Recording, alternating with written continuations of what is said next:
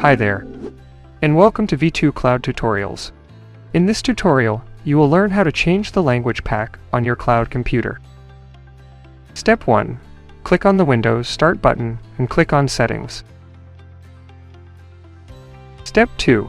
Click on Time and Language, and from the menu on the left, click on Language. Step 3. Under Preferred Languages, click on Add a Language and choose a language of your preference. Step 4. Click on Next, and on the next window, click Install. Kindly stand by while your language pack is being installed.